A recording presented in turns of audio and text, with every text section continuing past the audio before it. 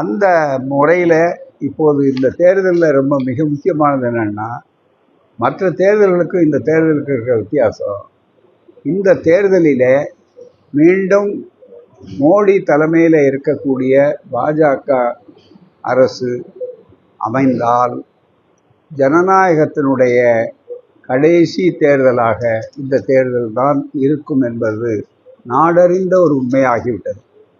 முக்கியமான ஒரு பிரச்சனையை மக்கள் மத்தியில் கொண்டு போகும்போது தேர்தல் பிரச்சார ஊழல் பற்றி இதெல்லாம் நடக்கக்கூடிய அளவிற்கு வரும்போது என்ன செய்வாங்கன்னா, வேறு பிரச்சனையை கிளப்புவாங்க. அதுக்காக இந்த கச்சத்தீவு.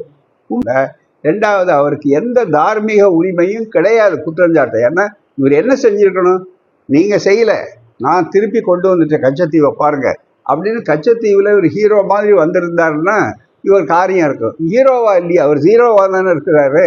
மோடியினுடைய ஆட்சி இவர் செய்யக்கூடிய காரியம் ஜீரோ தானே. ஆகவேதான் ஹீரோவாக வந்து கேள்வி கேட்கக்கூடிய தகுதி இல்லை, ஜீரோவாக வந்து வேற எல்லாம். அது மட்டும் இல்லை, தமிழ்நாட்டுக்கு வரும்போதெல்லாம் திமுக மேலே ஊழல்னாரு, போதை ஊழல்னாரு, இன்னும் என்னது சொன்னார். ஆனால் இப்போ இந்த ஊழல் அது பக்கம் திருப்பி பத்திரம் வந்த உடனே ரொம்ப அதிகமாகிடுச்சு.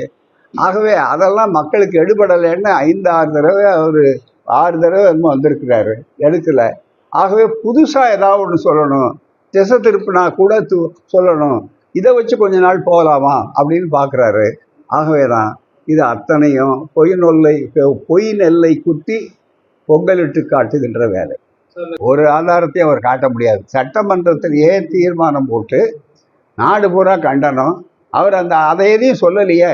திமுக வந்து ஆரம்பத்திலிருந்து தொடர்ந்து தவறான விவாதங்களை சொல்லியிருக்காரு தவிர அவர் கொண்டு வந்து அவர் சொல்கிற விஷயங்கள் பூரா தேவையில்லாத ஒரு கற்பனையான விஷயங்கள். இப்போ எப்படி ட்ரால்ஸில் போடுறாங்களா அது மாதிரி விஷயங்கள் சொல்கிறார் தவிர அது ஆதாரமே அல்ல, பொய் சாட்சியம் மாதிரி உதாரணம் இல்லாத விஷயங்கள். அவ்வளோதான். அவங்களுடைய முயற்சி பூரா என்னன்னா எப்படி நோட்டாவை தாண்டதுங்கிறது தான். ஏன்னா அவங்க வந்து கட்சிகளை நினைக்கலை.